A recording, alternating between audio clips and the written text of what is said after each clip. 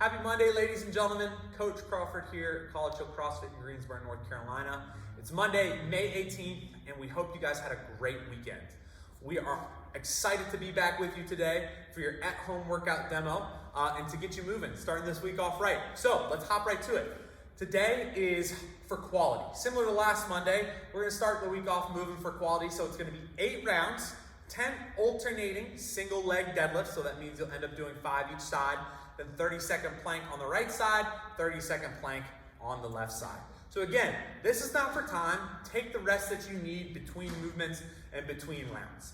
Now, single leg deadlifts is an excellent movement to develop strength in the back part of our legs. It's also a great way to work on our balance and stability. So with this movement, we don't need anything but our body. If we want to load it, we can load it, and I'll demonstrate what that will look like with the kettlebell. But you could use a dumbbell, you could use a small animal, you could use a small child, whatever you have at your disposal.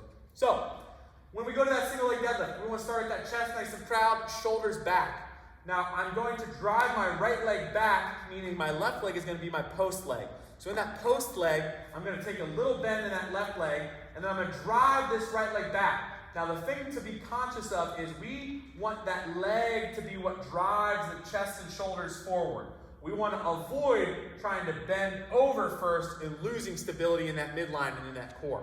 So I'm going to drive that right leg back, pulling those shoulders back, driving the leg back, driving the leg back, driving the leg back, getting to that point where I feel nice tension in that left hamstring. Then I'm going to return and I'll alternate, so that's 1. Then I'll make the right leg my post leg, slight bend, driving that left leg back, driving that leg back, driving, working on that balance, feeling that tension, getting my shoulders and my chest parallel to the floor, and then I return there. So it'll be 10 reps total. Then we will go to our side plank. So as we go to our side plank, we'll start on the right side. Now you can be on your forearm and your elbow here. Your feet, you may stack on top of one another. And we want the hips up, and we want our chest and hips open here. So shoulders open, we can extend that other arm, and we want to fight to keep these hips up here, activating that side body and that core. If you want, you can go to a straight arm, challenging yourself a little bit.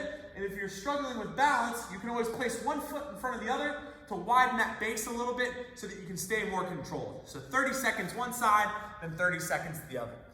Now, if you want, you can load these single leg deadlifts as you go through it today. You can add weight as you go through your rounds. But what's most important is maintaining the quality of movement and moving through that full range of motion.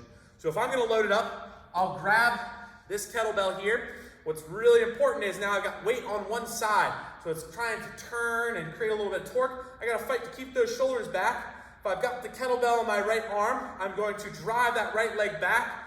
Left leg is my post leg, and again, I'm driving the leg back, and I go to the point where my chest and shoulders are parallel with the floor, then I come right back up, meaning that weight will just get just past my knee.